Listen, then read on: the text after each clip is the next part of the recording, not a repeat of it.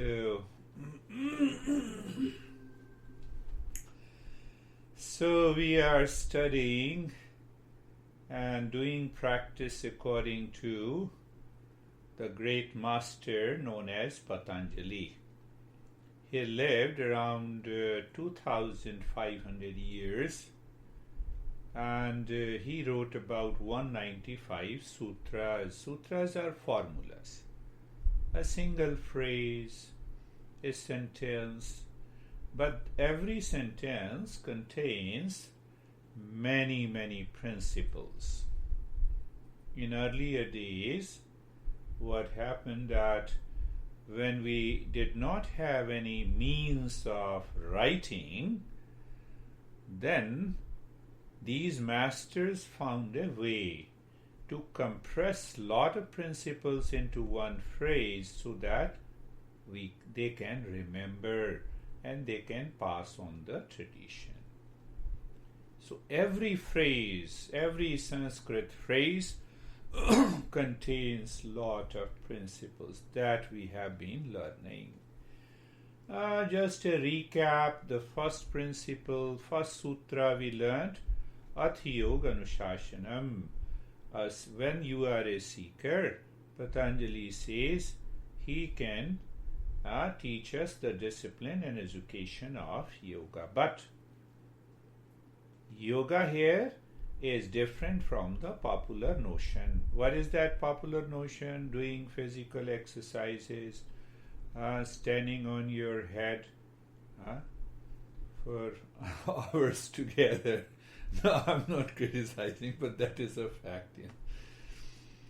But question is, when I put my head down and the feet up, there is always a chance of extreme blood flow to the brain. It may be good for physical benefits, but can it help my mind to make it empty?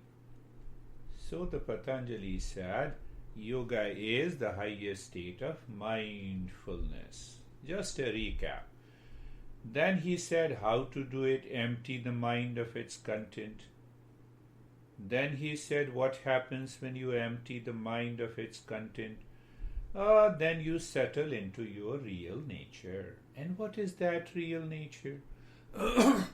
That now you live, work, think, speak in that state of consciousness which is permanent peace, happiness, love and wisdom.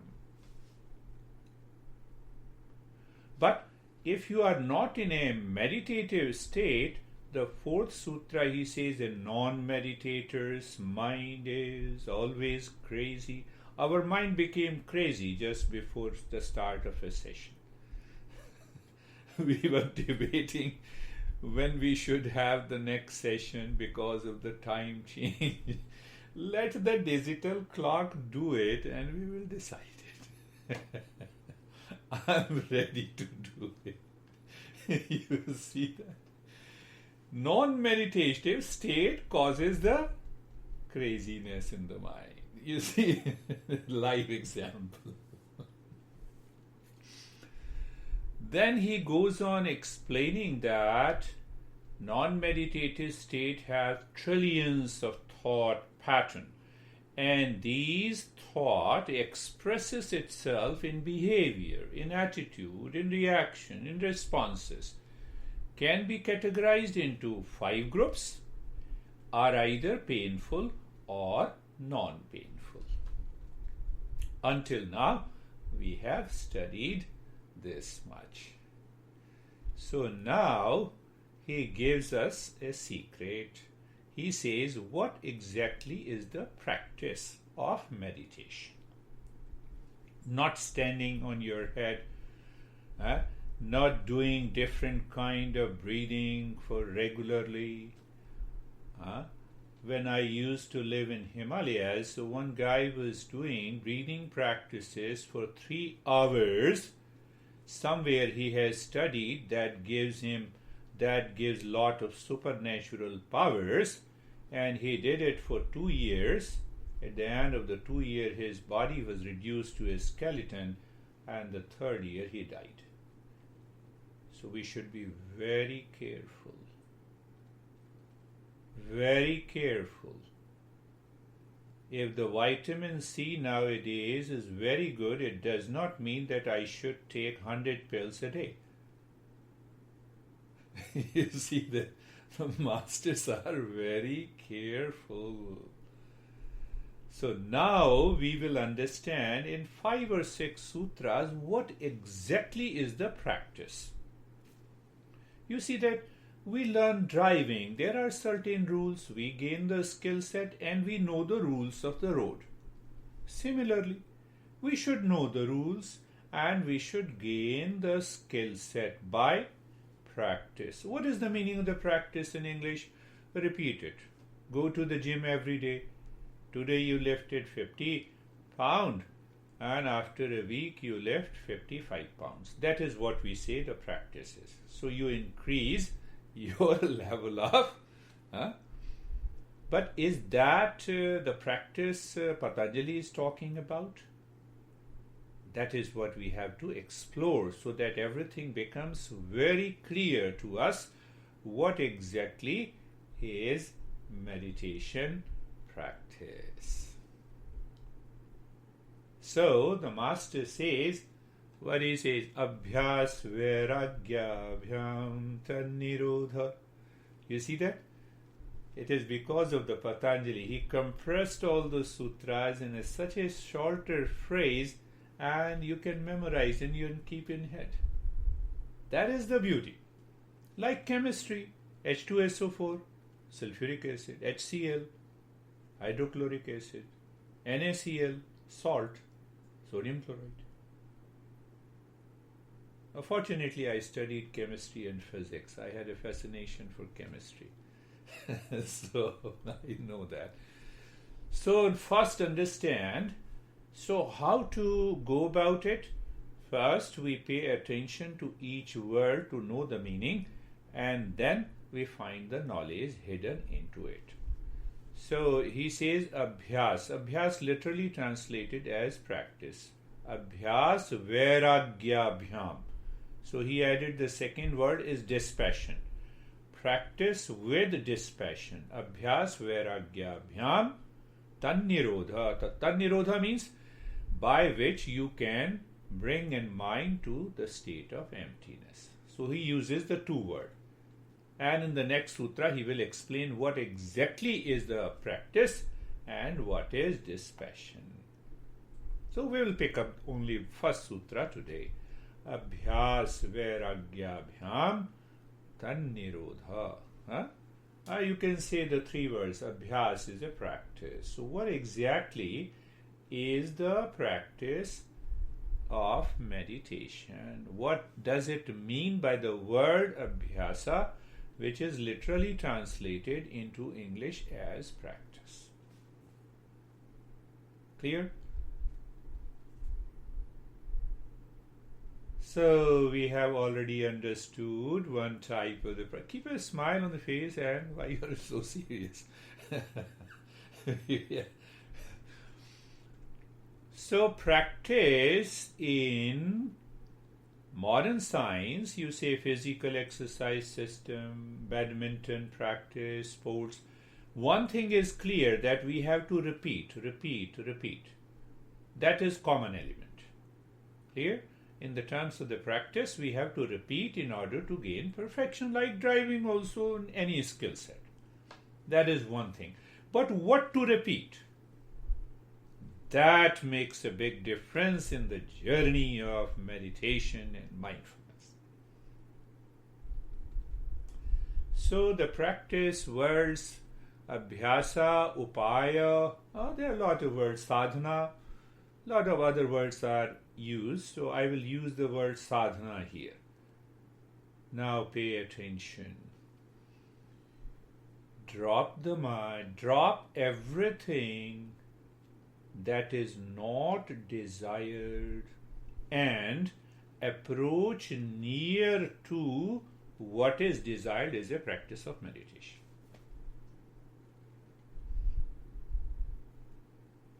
That is one definition of the so-called when we use the term practice.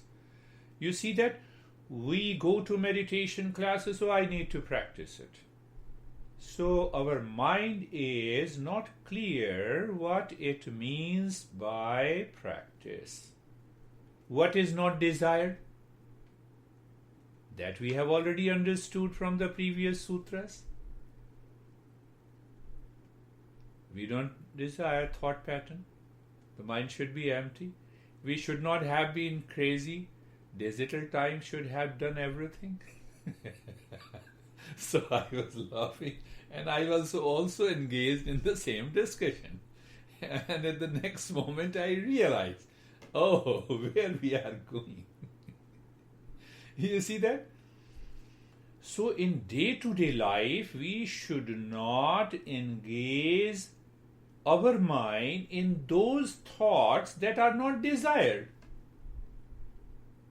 So it means it becomes a 24-hour practice. And when we meet every week, then we are extra aware that, okay, if any thought comes to the mind, bye-bye, calmly, not fighting with it. Now see how important this principle is in day-to-day life. You are talking to honey, and the honey engages in a hard discussion. What is your duty? Because you are a seeker. Withdraw yourself. That is not desired. Who will win the election? Not desired. You may express your opinion, A or B, but if you find that the other person opposes you and reacts, not desired. What I have to do? It's an election process. Do you see that? So I have to live in that awareness.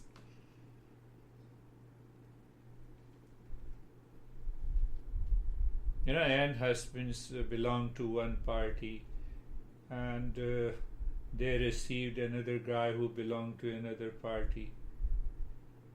So when an husband said, he should win, I said yes. When the other guy said he should win, I said yes. And knows it. I need not to do. I said yes to both of them. But when they are together, then I see that one person is not looking at me. Not interested. Don't engage into unnecessary, unwanted discussion that creates many thought pattern, prevents you from meditative state. Even if you believe in one thing, why you should impose others? Will that help you to get thousands of dollars? No benefit. We are not social activists. We are not politicians. So understand, the practice means I have to leave all the thoughts, even if they are cherished thoughts of mine, but they are not desired, should be dropped from the mind.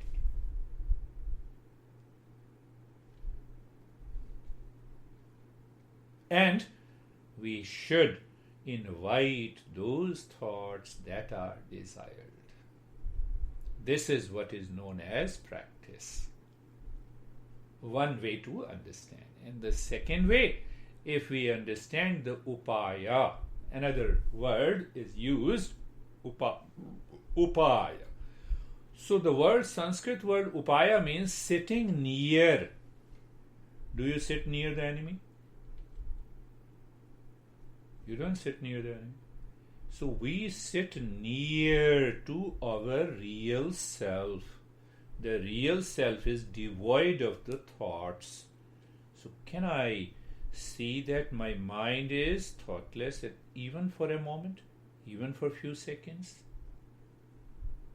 Upaya. Upaya means sitting nearby. your real nature. Allow the mind to sit nearby your real nature. So we used to, in my early days when I used to go to my master, I always liked to sit nearby my master. With a feeling that he will bless me. The thought of blessing has changed your mental thinking. You see that? That is another process, we used to follow. So upaya means sitting nearby the real nature.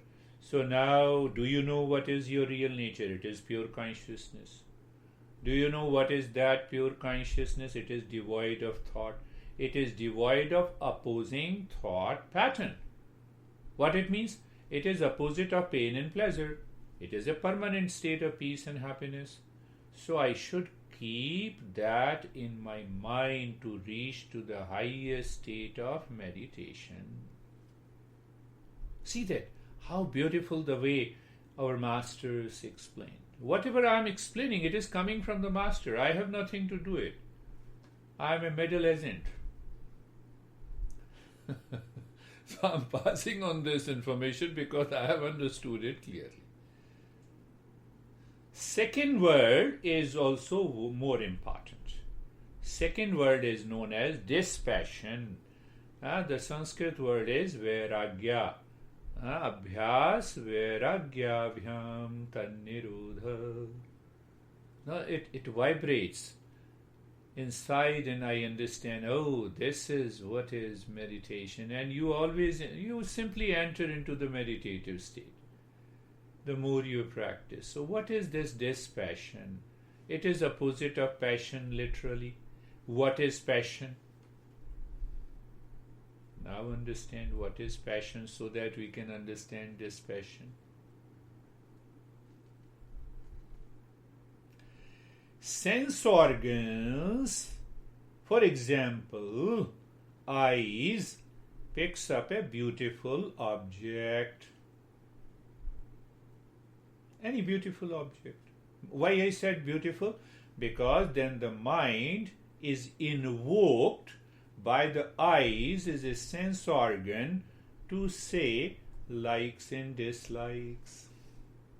Similarly, the mind is invoked by the taste. Oh, what a beautiful pasta. Anne always cooks very tasty food. So the mind, you see the taste, object. So tongue, object. In between the taste. So I have the impression of the taste, I have the impression of the sight and the sound and the touch.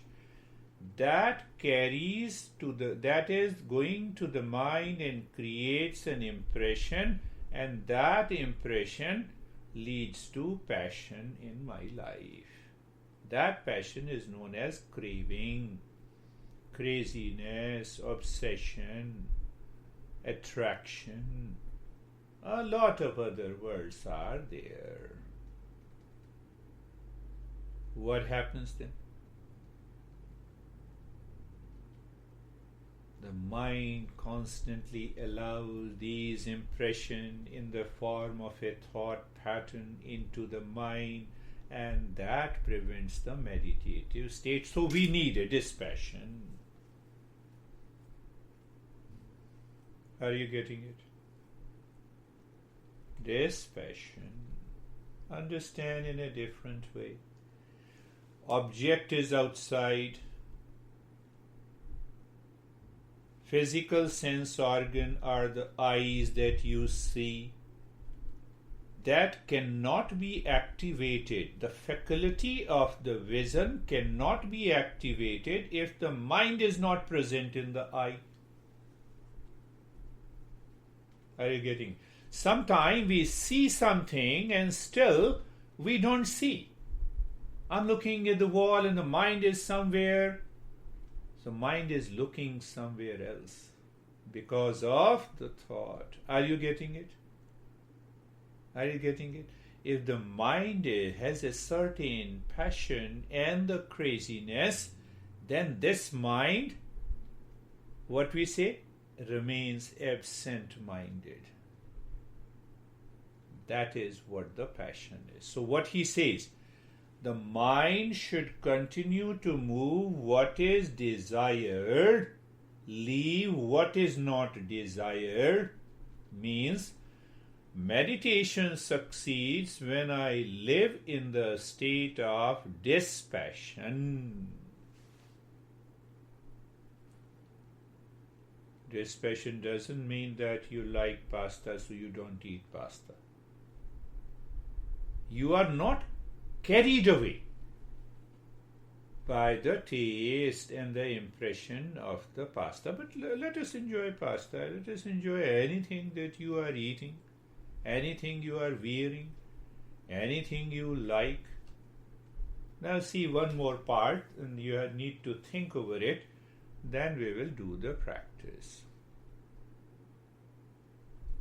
Very important. Say my mind thinks of India. So my mind has gone to India? Ask yourself. That will make you understand the passion and the dispassion. India is still there where it is. My mind is also still inside me. If the mind has gone to India, then I cannot speak. What happened then to the mind? What happened to the mind? Has imagined in the form of a picture and a thought and image. That is what I say, that my mind has gone to India. My mind has not gone anywhere. My mind has an imagination. I'm using the word imagination. My mind has a thought. Thought has an image of an object, and that is India. Because if I don't know about India, how can I have an image?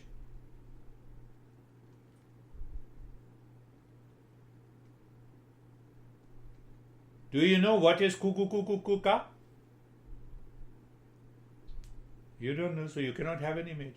It means nothing. So you see that the past image must be there. I must have a knowledge.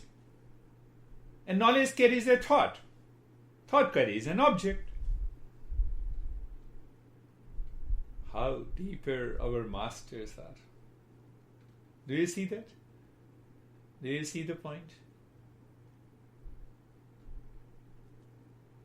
So, the passion comes because of the thought that is not desired, but the mind continues to live with it because of likes and dislikes, because of attachment and detachment.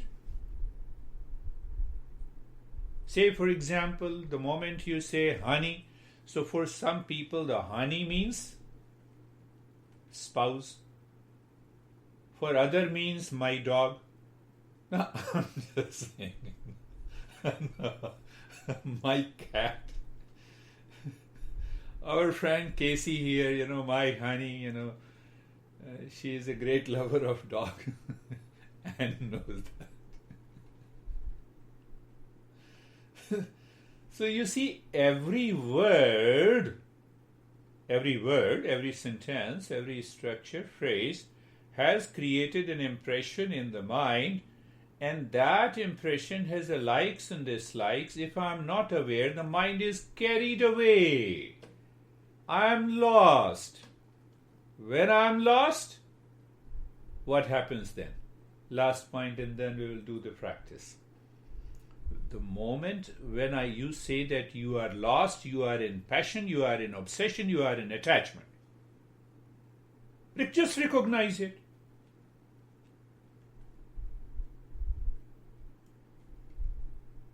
And when you are in passion, then this mind makes you crazy. Then this mind works on you. Then you are impulsive. Then you are instinctive. Then you are habitual. Mindfulness is gone.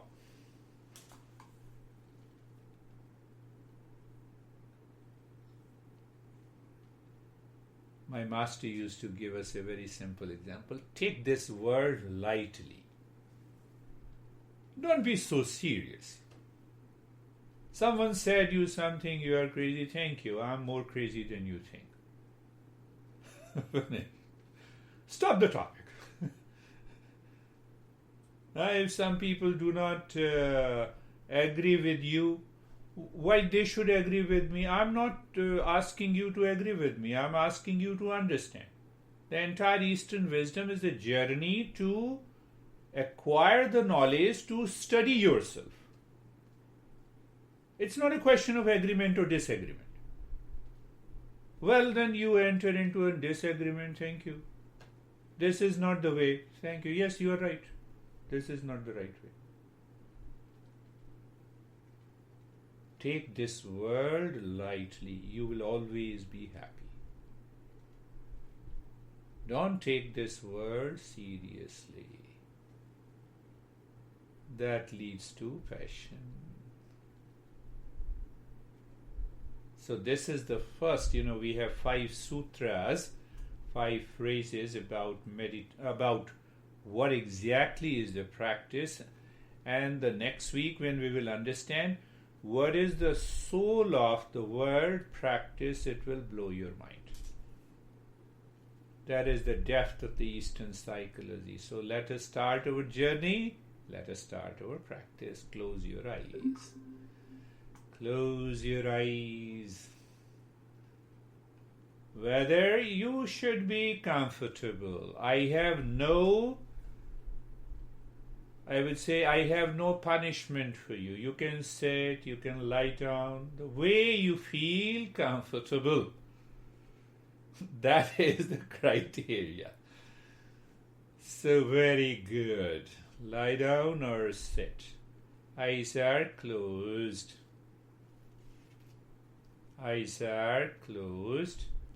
And just check through your mind that the body is comfortable. Just check that the body is comfortable. Body is comfortable.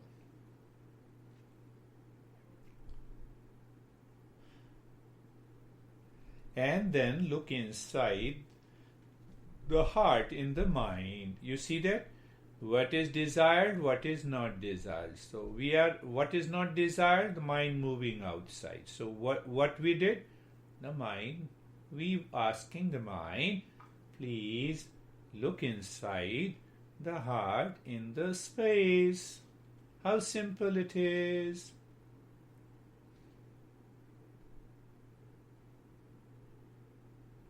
And then, now see the other next step. You look at the neck joint, be there, feel sensation, being comfortable and steadiness.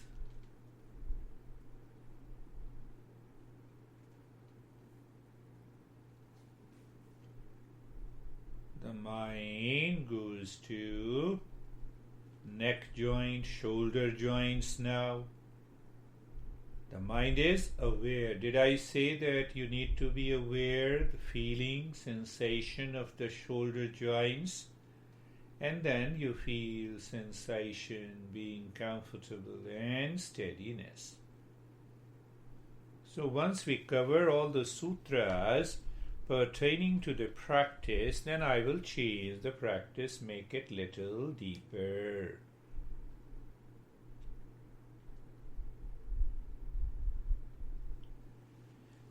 So,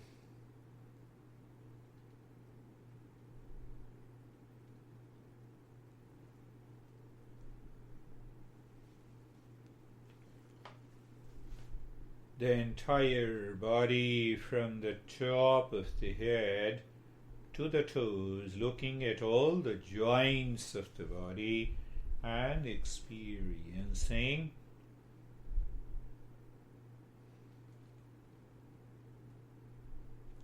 sensation, being comfortable and steadiness. The next step is being carefree, what we studied and understood today. Because all the thoughts in the mind pops up because the sense organ receives the objects from the world outside. Mind remains as it is. So let the mind remain as it is. Thought comes, let it come, let it go.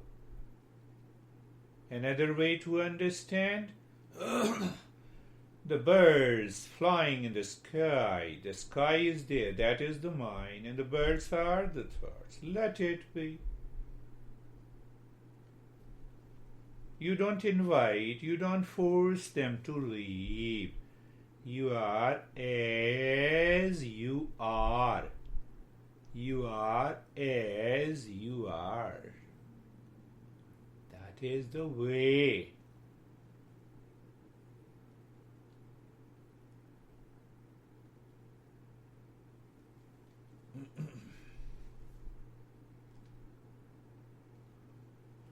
We will continue purifying the mind.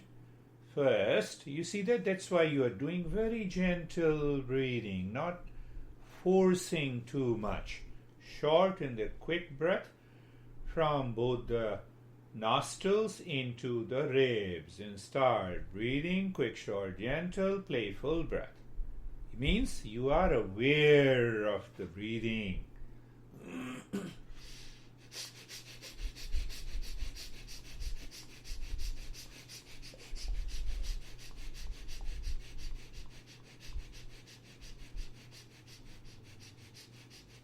Continue quick, short, playful breath. You are playing with the breath. Means you are fully aware of the breathing, and that makes it a beautiful practice. Please continue.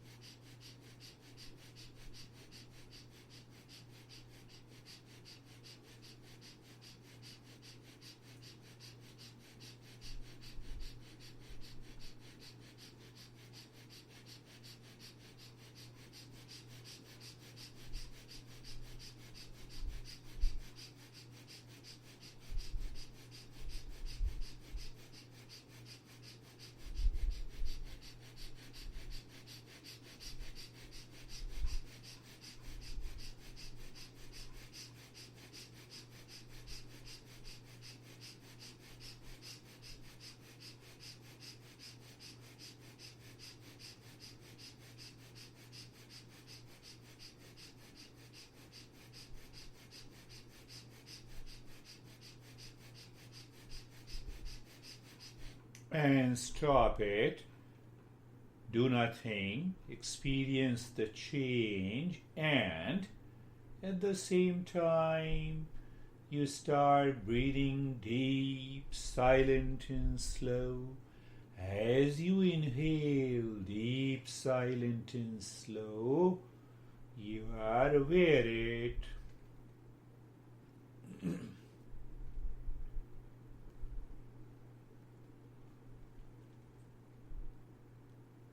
And while breathing out,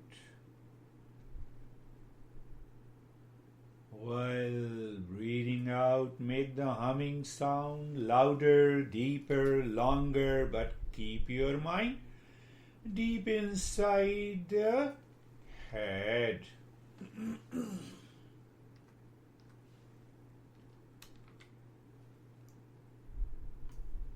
Again, when you inhale should be deep, silent, and slow. And humming should be longer, louder, and deeper. Continue.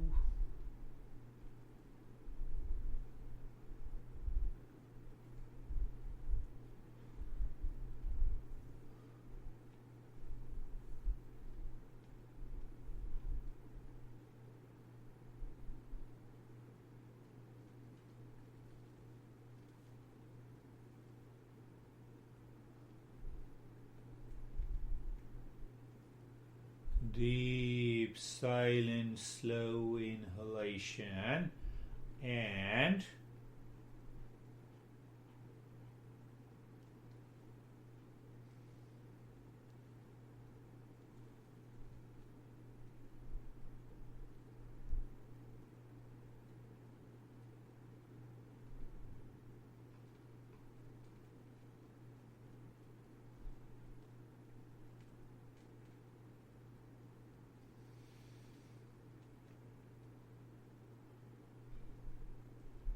continue the journey of humming sound.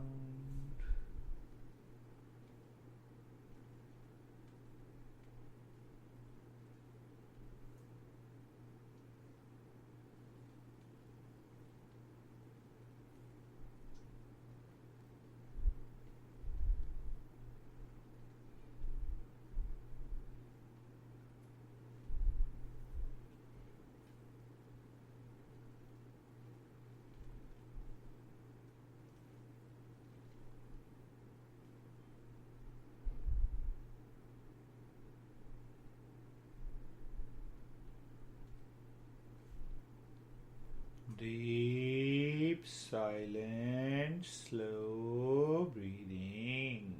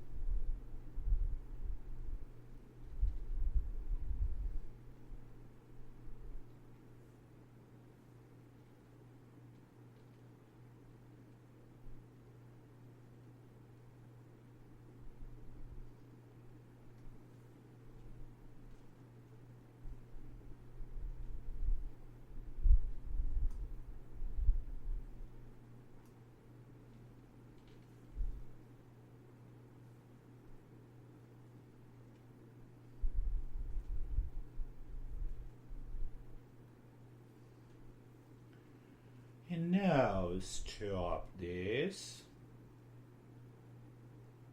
So when you stop this, do nothing, check the state of your mind. You feel calmness and relaxation, but that is not enough. Meditation is to discover our true nature. So we have to take this mind little deeper. So look inside the forehead, in the space, at a point, and then start hammering mentally with the sound of quick, fast, loud. Do you see we return to the old practice? There are two parts of it. One is you continue to maintain awareness of a point of calmness inside, and the other part of the mind is constantly hammering quick, fast, and loud, so much so that it doesn't allow any other thought except Om. Means what? the mind must realize that it is possible not to have any thought that I don't want. So this is an active state. Continue.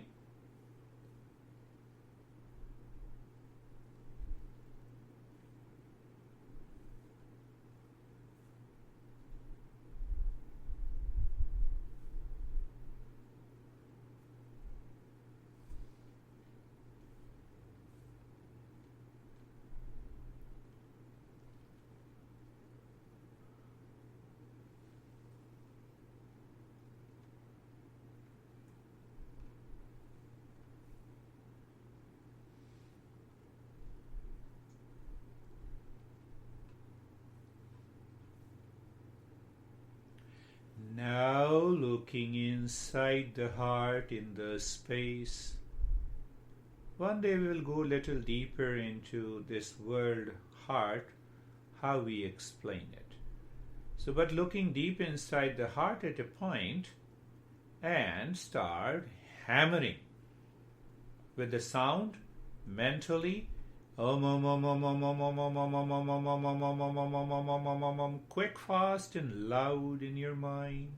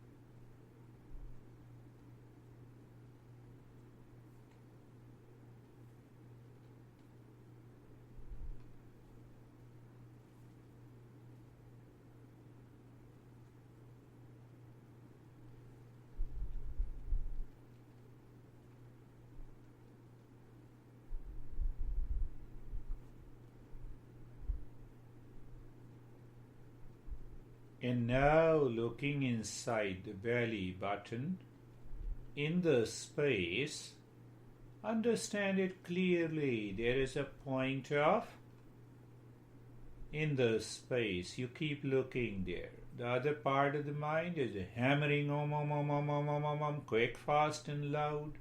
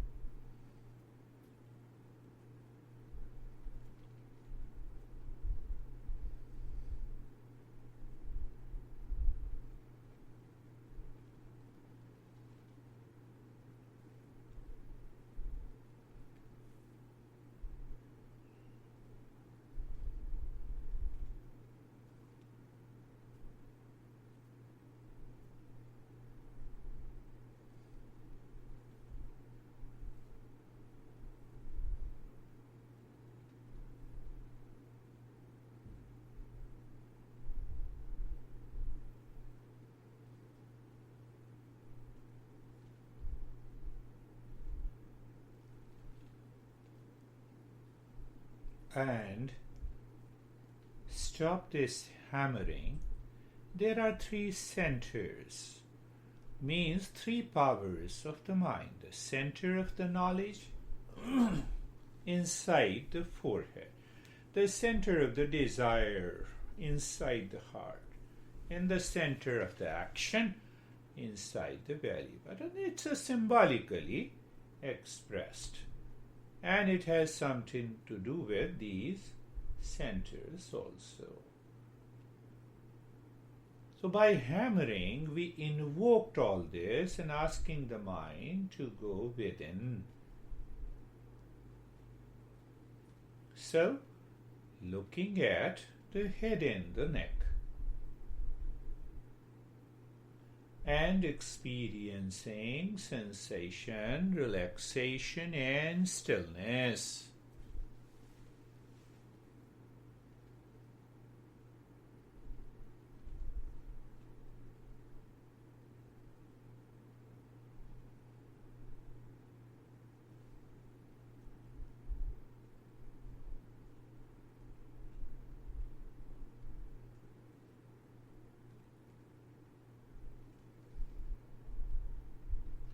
Look at the right arm. Be there. Relaxation.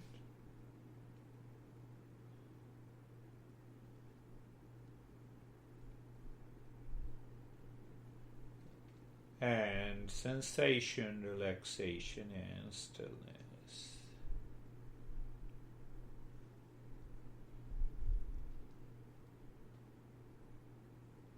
Left arm, look at the left arm, be there.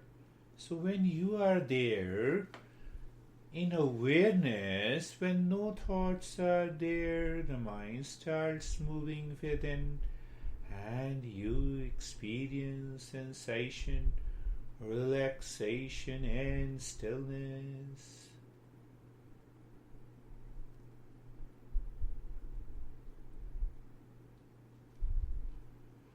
Moving the mind on the chest, in the belly, just be there. Sensation, relaxation, and stillness.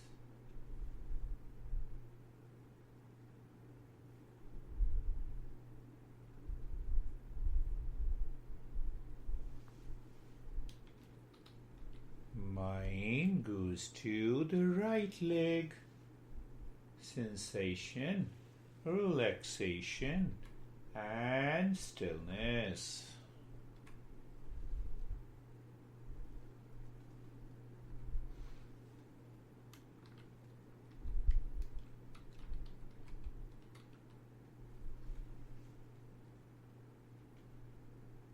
Left leg, sensation, relaxation, and stillness. Know that you may undergo variety of experiences of tingling, of numbness, of vision and colors. Recognize them, accept them, and continue the journey. That is the way.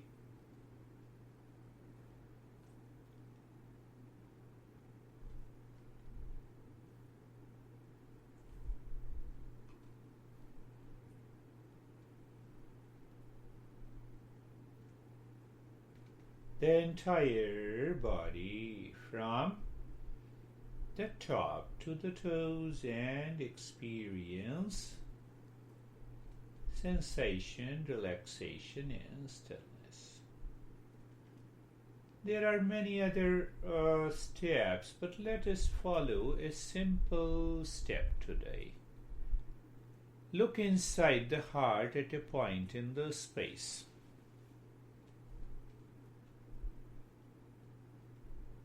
And mentally say Om Shanti. Means Om is my real nature and Shanti manifest from there, in that space.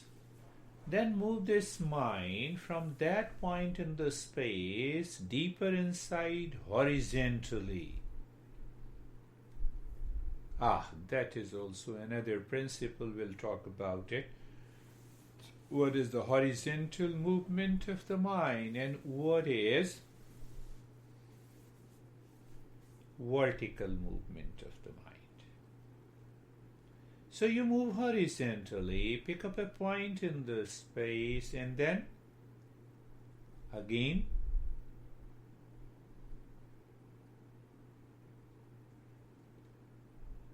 Om Shanti.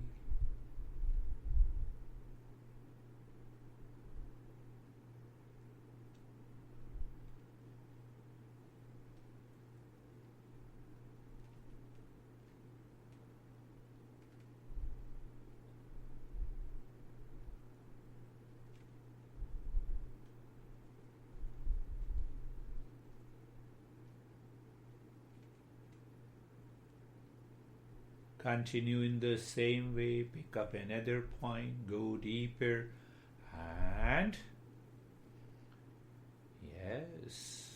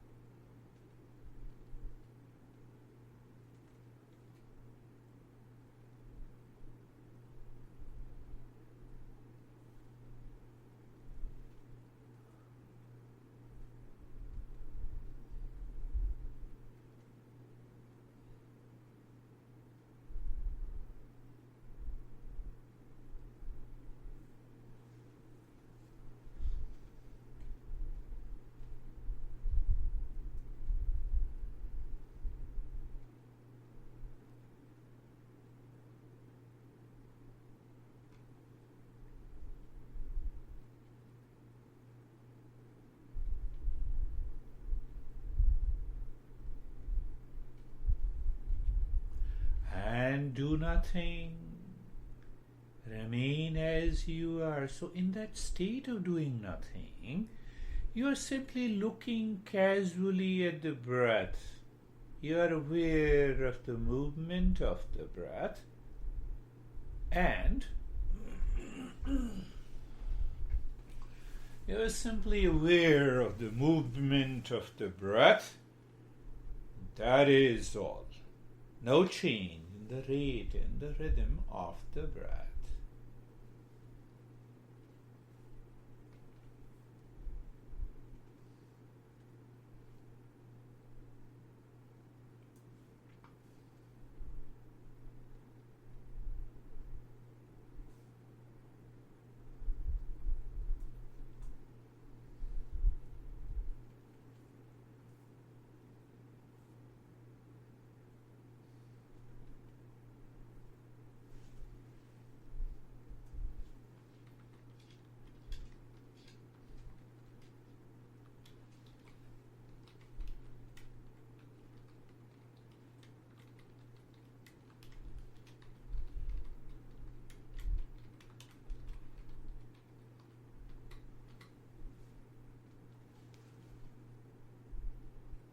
And doing nothing, and still the mind keeps its awareness on the breath. That is also a state of doing nothing. That is a great experience.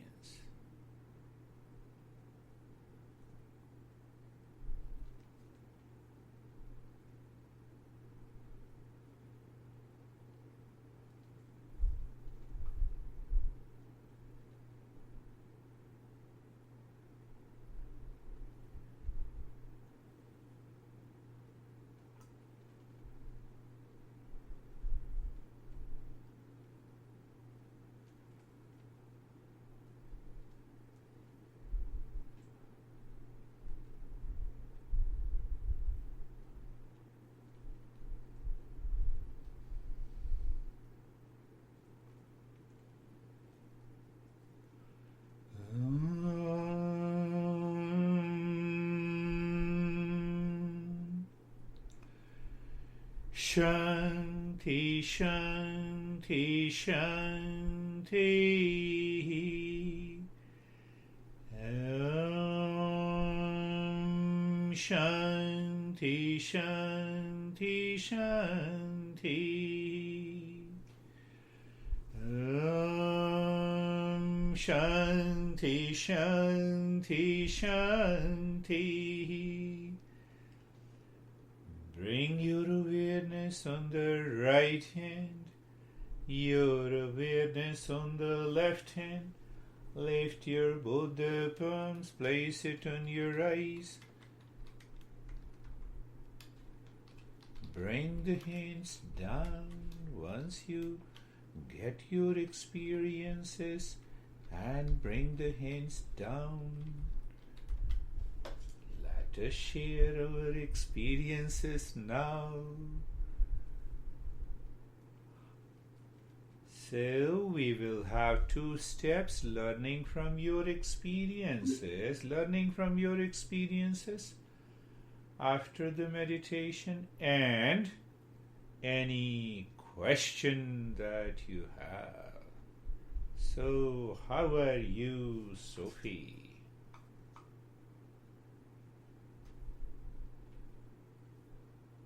I unmute it, please. Good. Unmute. I don't listen to you. I feel good, but I fell asleep, and my mind is always not wanting to do Yes. Yes. It gets lazy when I have to do Yes.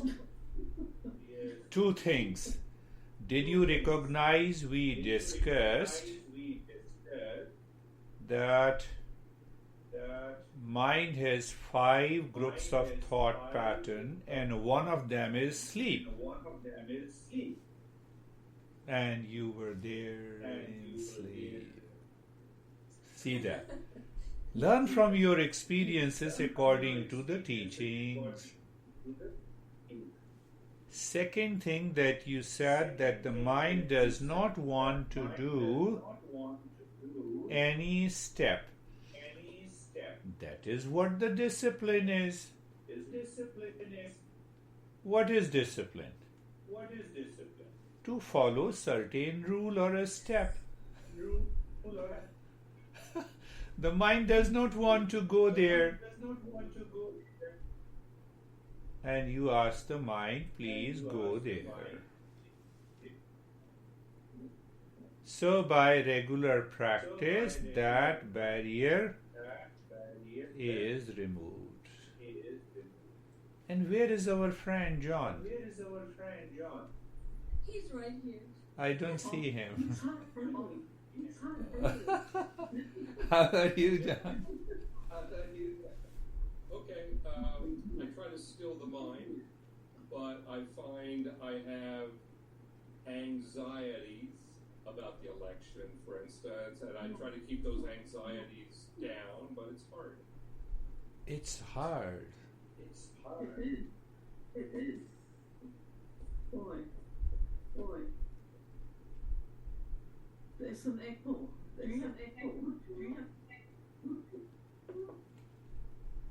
Yes. You see that? Election is outside, and the mind creates a thought about it inside. These thoughts cannot remain forever. Any thought. You have an extreme pain in the past. You have forgotten it. That is the habit of the mind. See that? You have an extreme pleasure. Pleasure is also gone. Forget, forgotten. That is the very nature of the habitual mind. Am I clear? Habitual mind makes us crazy. That is the passion. And what is practice with dispassion? Second answer is take the word lightly. I have already explained it. This world will continue to remain as it is. I cannot change the world. I can change my perception to the world. That is one of the most important principles that leads to dispassion, and dispassion leads to a meditative state.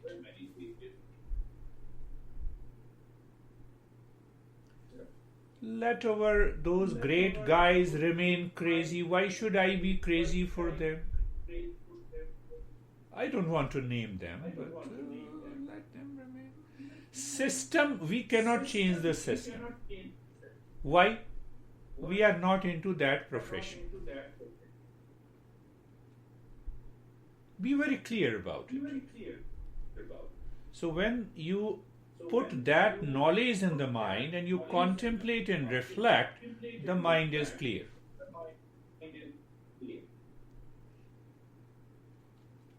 One aspect, and then we will discuss again in detail in the next week. So how are you, Mead?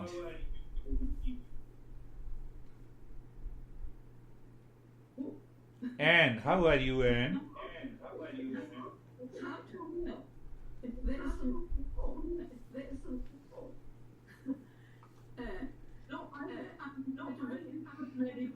If the two devices are open, which is very near, then it will create an echo. So you can close one device if the two devices are nearby. What do we close? You need not to close anything. Yeah, continue. Okay.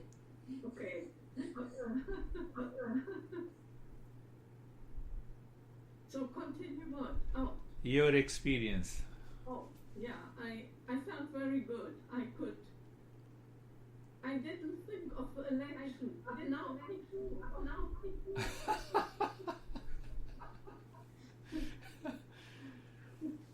You see, this is what we understood today. What exactly is practice? All those thoughts which are not desired, I should keep them at bay through my awareness. John? Through my awareness. And I should bring those thoughts that will help me to meditate. So can you think of a thought? Yes, when the mind is going within, then I can have those thoughts that will help me to meditate. So when the mind is going to the election, become aware and ask the mind mentally, please go inside. No politician can go inside you.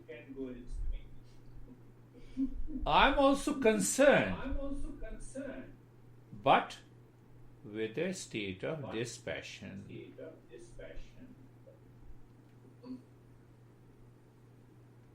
That is how we have to live in a meditative state. Yes, Mead, what is your experience?